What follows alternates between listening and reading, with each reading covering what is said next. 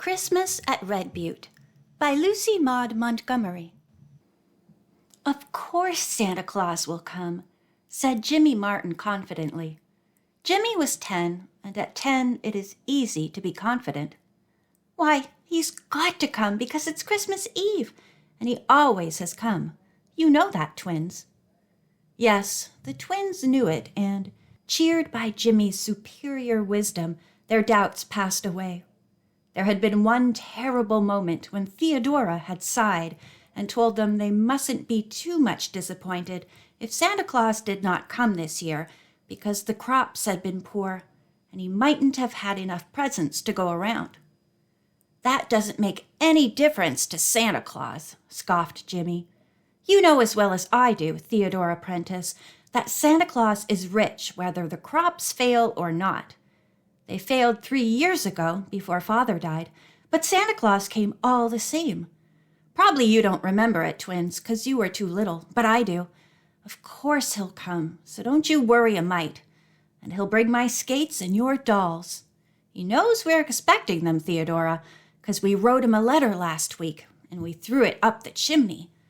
And there'll be candy and nuts, of course, and Mother's gone to town to buy a turkey. I tell you, we're going to have a ripping Christmas. Well, don't use such slangy words about it, Jimmy boy, sighed Theodora. She couldn't bear to dampen their hopes any further, and perhaps Aunt Elizabeth might manage it if the colt sold well. But Theodora had her painful doubts, and she sighed again as she looked out of the window far down the trail that wound across the prairie, red-lighted by the declining sun of the short, wintry afternoon. Do people always sigh like that when they get to be 16? Asked Jimmy curiously. You didn't sigh like that when you were only 15, Theodora. I wish you wouldn't. It makes me feel funny. And it's not a nice kind of funniness either. It's a bad habit I've gotten into lately, said Theodora, trying to laugh. Old folks are dull sometimes, you know, Jimmy boy. 16 is awful old, isn't it? Said Jimmy reflectively. I'll tell you what I'm going to do when I'm 16, Theodora. I'm going to pay off the mortgage and buy Mother a silk dress and a piano for the twins. Won't that be elegant? I'll be able to do that 'cause I'm a man. Of course, if I was only a girl, I couldn't. I hope you'll be a good, kind, brave man, and a real help to your mother, said Theodora softly, sitting down before the cozy fire and lifting the fat little twins into her lap. Oh, I'll be good to her, never you fear, assured Jimmy, squatting comfortably down on the little fur rug before the stove, the skin of the coyote his father had killed 4 years ago. I believe in being good to your mother when you've only got the one. Now tell us a story, Theodora. A real jolly story, you know, with lots of fighting in it.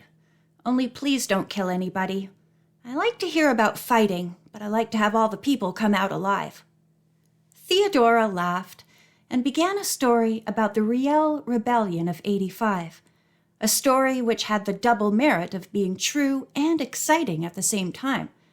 It was quite dark when she finished, and the twins were nodding, but Jimmy's eyes were wide open and sparkling. That was great, he said, drawing a long breath. Tell us another. No, it's bedtime for you all, said Theodora firmly. One story at a time is my rule, you know. But I want to sit up till Mother comes home, objected Jimmy. You can't. She may be very late, for she would have to wait to see Mr. Porter. Besides, you don't know what time Santa Claus might come. If he comes at all.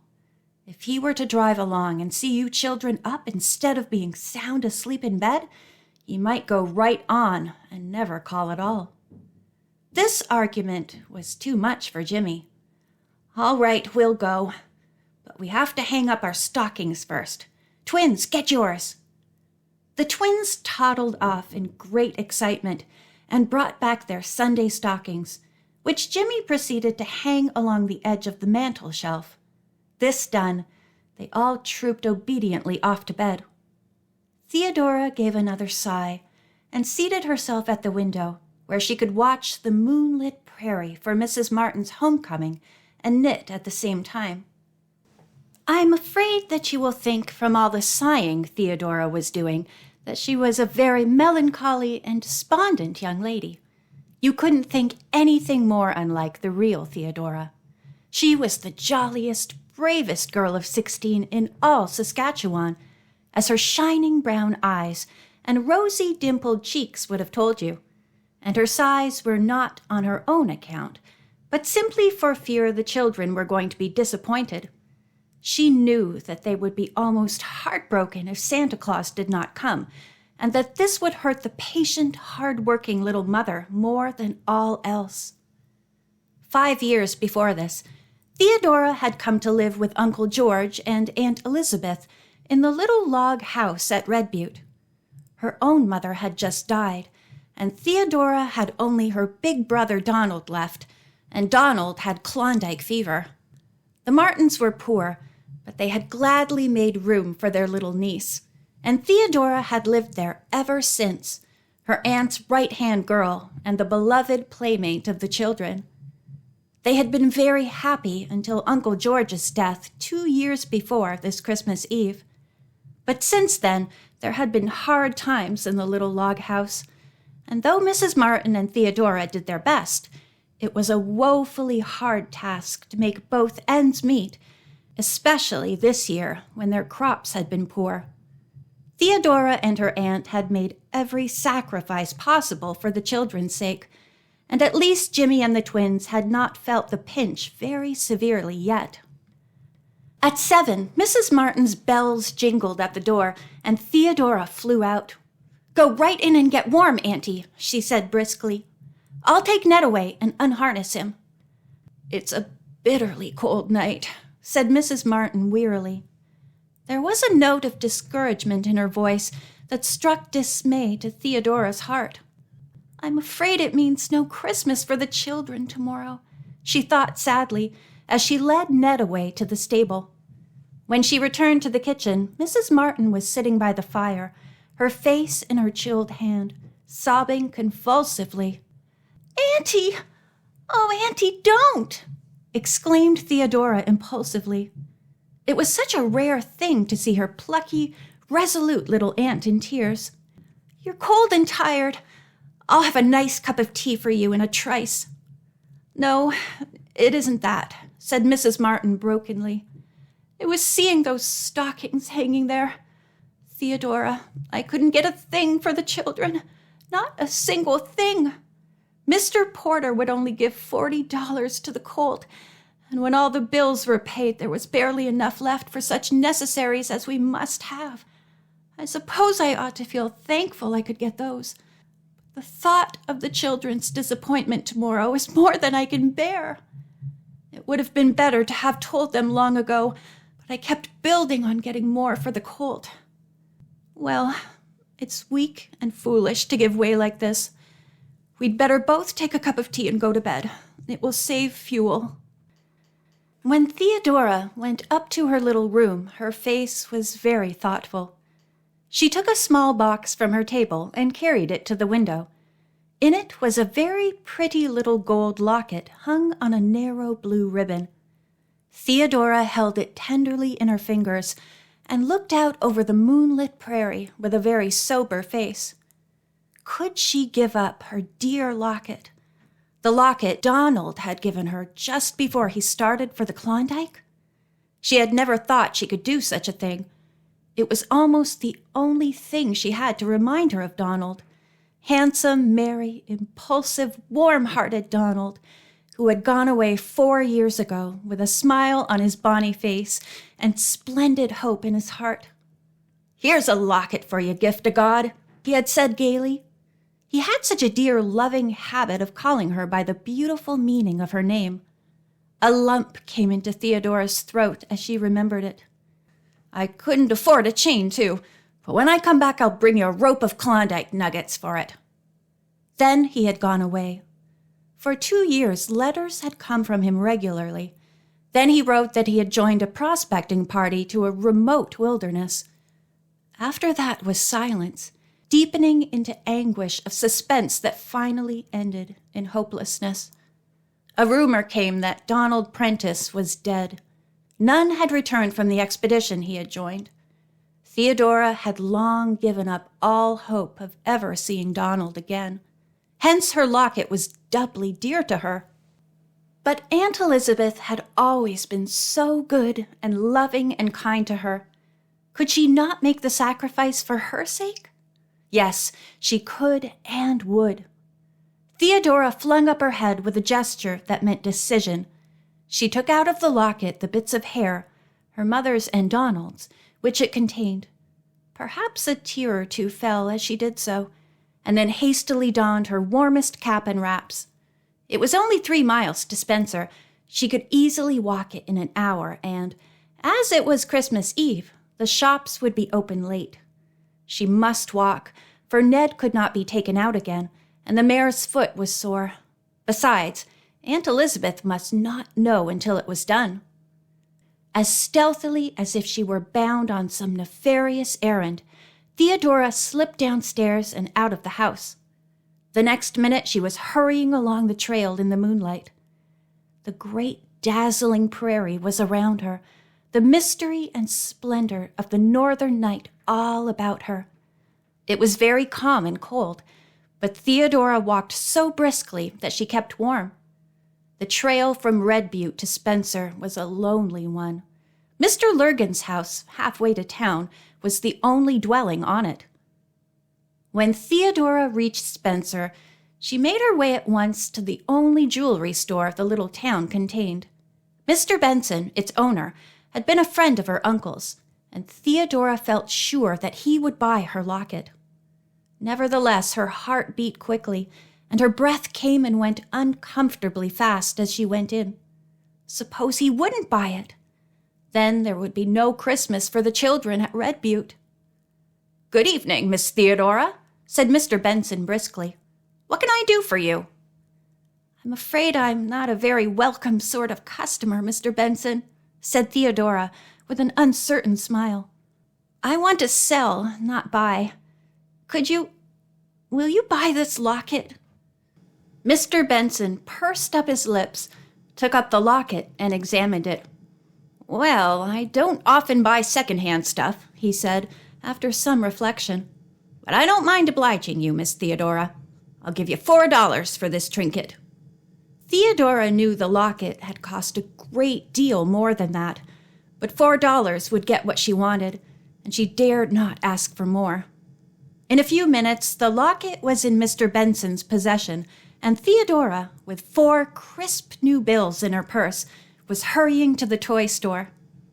Half an hour later, she was on her way back to Red Butte with as many parcels as she could carry.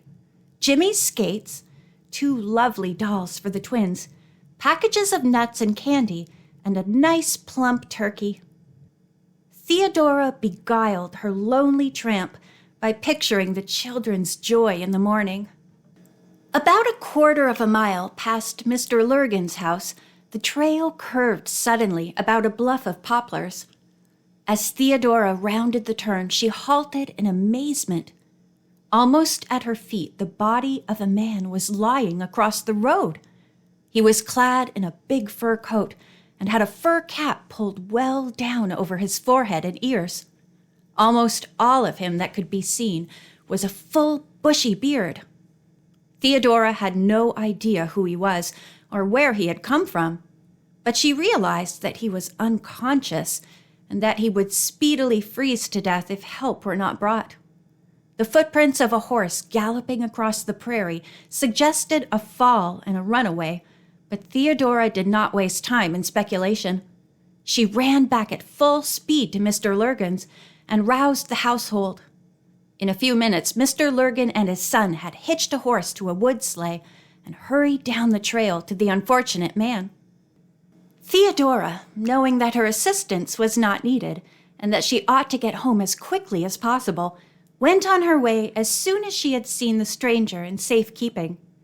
When she reached the little log house, she crept in, cautiously put the children's gifts in their stockings, placed the turkey on the table where Aunt Elizabeth would see it the first thing in the morning, and then slipped off to bed, a very weary but very happy girl. The joy that reigned in the little log house the next day more than repaid Theodora for her sacrifice. "Whoopee! Didn't I tell you that Santa Claus would come all right?" shouted the delighted Jimmy. "Oh, what splendid skates!" The twins hugged their dolls in silent rapture, but Aunt Elizabeth's face was the best of all. Then the dinner had to be prepared, and everybody had a hand in that. Just as Theodora, after a grave peep into the oven, had announced that the turkey was done, a sleigh dashed around the house. Theodora flew to answer the knock at the door, and there stood Mr. Lurgan and a big, bewhiskered, fur-coated fellow whom Theodora recognized as the stranger she had found on the trail. But was he a stranger? There was something oddly familiar in those merry brown eyes. Theodora felt herself growing dizzy. "Donald!" she gasped. "Oh, Donald!" And then she was in the big fellow's arms, laughing and crying at the same time. Donald it was indeed, and then followed half an hour during which everybody talked at once, and the turkey would have been burned to a crisp had it not been for the presence of mind of Mr. Lurgan, who, being the least excited of them all, took it out of the oven and set it on the back of the stove. "To think that it was you last night, and that I never dreamed it!" exclaimed Theodora. "Oh, Donald, if I hadn't gone to town!" "I'd have frozen to death, I'm afraid," said Donald soberly. "I got into Spencer on the last train last night. I felt that I must come right out. I couldn't wait till morning, but there wasn't a team to be got for love of money. It was Christmas Eve and all the livery rigs were out, so I came on horseback. Just by that bluff, something frightened my horse, and she shied violently. I was half asleep and thinking of my little sister, and I went off like a shot. I suppose I struck my head against a tree. Anyway, I knew nothing more until I came into Mr. Lurgan's kitchen. I wasn't much hurt, feel none the worse of it except for a sore head and shoulder. But oh, gift of God, how you have grown! I can't realize that you are the little sister I left 4 years ago. I suppose you've been thinking I was dead?" "Yes. Oh, Donald, where have you been?" "Well, I went way up north with a prospecting party. We had a tough time the first year, I can tell you, and some of us never came back. We weren't in a country where post offices were lying round loose either, you see. Then at last, just as we were about giving up in despair, we struck it rich. I've brought a snug little pile home with me, and things are going to look up in this log house, gift of God. There'll be no more worrying for you dear people over mortgages." "I'm so glad, for Auntie's sake," said Theodora with shining eyes. "But oh, Donald, it's best of all just to have you back. I'm so perfectly happy that I don't know what to do or say." "Well, I think you might have dinner," said Jimmy in an injured tone. "The turkey's getting stone cold and I'm most starving. I just can't stand it another minute." So, with a laugh, they all sat down to the table and ate the merriest Christmas dinner the little log house had ever known. The end.